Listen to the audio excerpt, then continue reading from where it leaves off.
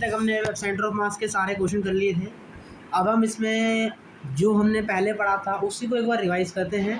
हमने पढ़ा था वेलोसिटी ऑफ सेंटर ऑफ मास कैसे निकाली जाती है, m1 v1 plus m2 v2 से आपको क्या निकाली जाती है, velocity of centre of mass. और अगर आपको क्या निकालना हो, ACM निकालना हो तो क्या करते हैं, यही कहानी m1 a1 plus m2 a2 plus divide में m। और SCM निकालना हो तो ऐसे करते हैं। आपको याद रखना है कि हम सेंटर ऑफ मास को एज अ पार्टिकल स्टडी करते हैं अपने मोशन को समझने के लिए। तो आपको पार्टिकल की तरह क्या करना है, आपको इक्वेशन को यूज़ करना है।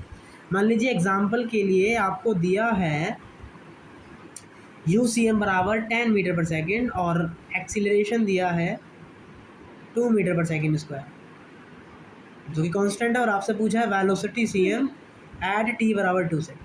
तो कुछ नहीं करना, आपको पार्टिकल की तरह ट्रीट करना है। यहाँ लगा देंगे हम क्या, v बराबर u प्लस AT।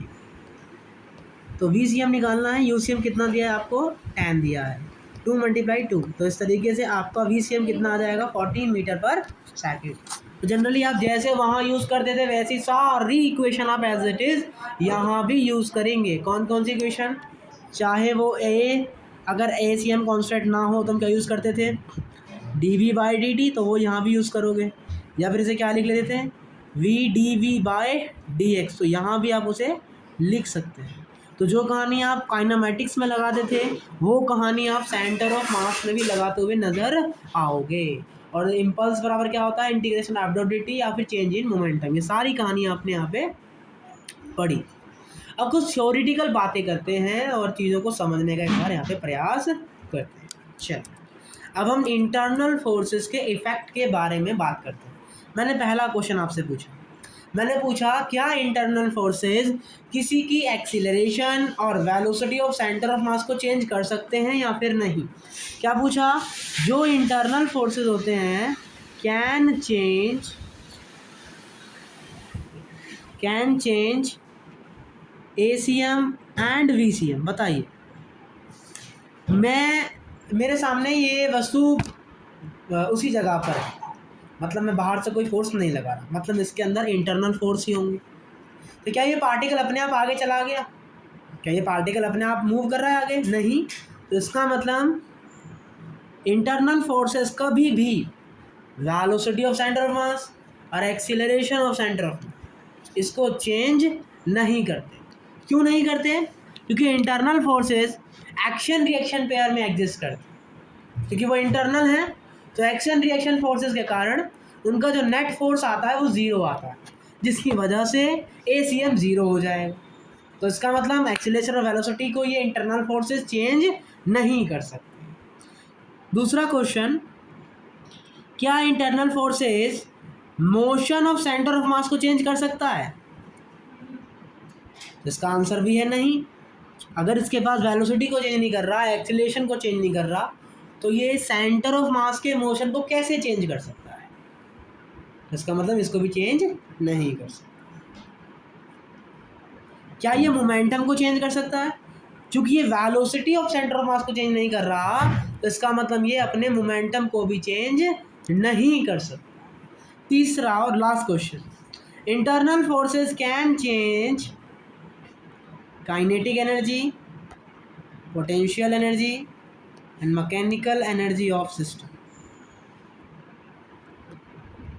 क्या इंटरनल फोर्सेस उसकी काइनेटिक एनर्जी, पोटेंशियल एनर्जी और मैकेनिकल एनर्जी को चेंज कर सकते हैं या फिर नहीं। सर चूँकि वेलोसिटी में चेंज नहीं आ रहा तो इसका मतलब है कि काइनेटिक एनर्जी भी बदलनी नहीं चाहिए। तो इसका मतलब ये क्या है, रॉन्ग है। ये क्या है, रॉन्ग है। लेकिन ऐसा नहीं, जो इंटरनल फोर्सेस होते हैं वो उसकी काइनेटिक एनर्जी हो, मैकेनिकल एनर्जी हो या पोटेंशियल एनर्जी हो, सब में चेंज ला देती है।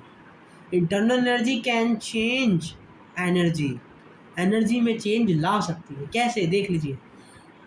मान लीजिए मेरे पास एक नेगेटिव पार्टिकल है, एक पॉजिटिव पार्टिकल, मैं दोनों को लाके छोड़ दूँगा तो क्या होगा, ये दोनों एक दूसरे के अट्रैक्ट आ जाएंगे, पास में आ जाएंगे। और फिर कुछ देर के बाद क्या हो जाएंगे, दूर हो जाएंगे।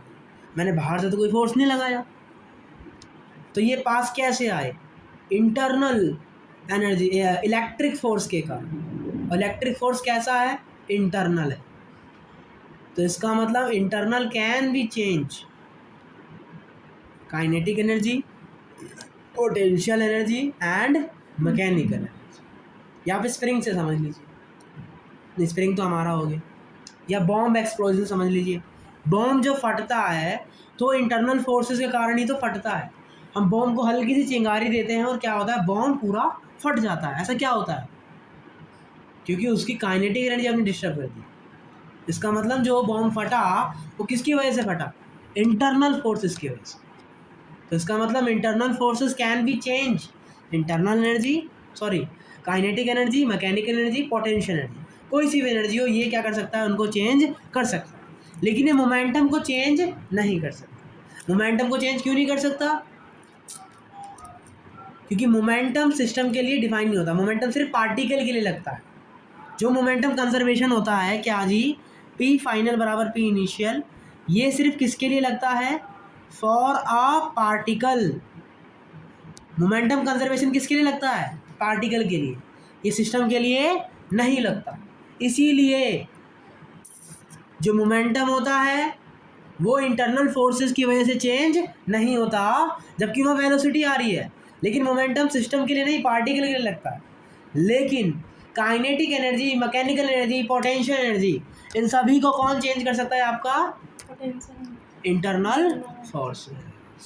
ये सब कहानी आपने यहाँ पे समझी।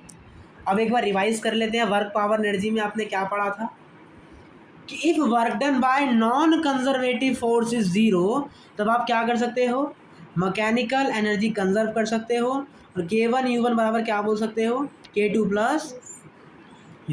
तो क्या यहाँ पर आपको इंटरनल और एक्सटर्नल फोर्सेस की जरूरत पड़ी, नहीं। यहाँ पर आपको क्या देखने की जरूरत पड़ी कि वर्क कंजर्वेटिव हो रहा है कि नॉन कंजर्वेटिव हो रहा है। तो इसका मतलब कभी भी MEC लगानी पड़ेगी, मैकेनिकल एनर्जी कंजर्वेशन लगाना पड़ेगा। तो ऑलवेज हम क्या चेक करेंगे कि वहाँ पर नॉन कंजर्वेटिव फोर्स जीरो है या फिर नहीं। लेकिन अगर आपको मोमेंटम कंजर्वेशन लगाना है, आपको अगर मोमेंटम कंजर्वेशन लगाना है, मतलब P फाइनल बराबर P इनिशियल करना है, तो वो कैसे चेक करेंगे, अगर F एक्सटर्नल क्या होगा, ज़ीरो होगा, तो इसका मतलब वहाँ पे क्या लग आएगा, मोमेंटम कंजर्वेशन। तो इसका मतलब सर अगर मोमेंटम कंजर्वेशन देखना है तो इसके लिए आपको इंटरनल और एक्सटर्नल फोर्स की ज़रूरत पड़ेगी, और अगर आपको वर्क एनर्जी आपको मैकेनिकल एनर्जी कंजर्वेशन लगाना है तो इसके लिए आपको देखना पड़ेगा नॉन कंजर्वेटिव और कंजर्वेटिव के बारे में। तो ये सारी कहानी मैं आपको बता दी, और आई होप आपका कन्फ्यूज़न क्लियर हो गया होगा कि कहाँ पर क्या लगाना है और कहाँ पर क्या नहीं लगाना है। चलिए आगे बढ़ते हैं। अब हम समझते हैं बॉम्ब कैसे फटता है। बॉम्ब एक्सप्लोजन या गन में से बुलेट का निकलना या तोप में से बम का बाहर निकलना, ये सब में क्या केसेस होता है। तो होता क्या है, आप इनको हल्की सी चिंगारी देते हो और ड्यू टू इंटरनल फोर्सेस, हल्की सी चिंगारी देने के कारण ये क्या होता है, इंटरनल फोर्सेस की वजह से आपका बॉम्ब पूरा फट जाता है। और ऐसा होने में क्या होता है, बहुत कम समय लगता है। इसका मतलब ये क्या होता है, वेरी शॉर्ट टाइम इवेंट होता है। ये क्या होता है जी, आपका वेरी शॉर्ट टाइम इवेंट। और ये क्या करता है, काइनेटिक एनर्जी में चेंज ला देता है। और एनर्जी ऑफ एक्सप्लोजन कैसे निकालेंगे आप, final kinetic energy minus initial kinetic energy करके। तो आपको ये सब पता होना चाहिए एक्सप्लोजन के केसेस में। तो इस तरीके से आपने ये समझा कि इंटरनल फोर्सेस क्या क्या कर सकता है, क्या क्या नहीं कर सकता, काइनेटिक एनर्जी क्या कर सकती है, क्या नहीं कर सकती। आपने ये समझा कि कैविटी रूल कैसे लगाना है, इंटरनल बॉम्ब कैसे फटता है, ये सारी कहानी आपने यहाँ पे समझ ली। तो अपना आज का लेक्चर यहीं रखते हैं, मिलते हैं कल एक नए लेक्चर के साथ, और कल हम करेंगे इनके ऊपर ढेर सारे क्वेश्चन और अपने सेंटर ऑफ मास के इन चैप्टर्स को बढ़ाएंगे आगे। तब तक के लिए टाटा बाय बाय, होमवर्क करना ना भूलें। तब तक के लिए जय हिंद जय भारत। मिलते हैं कल।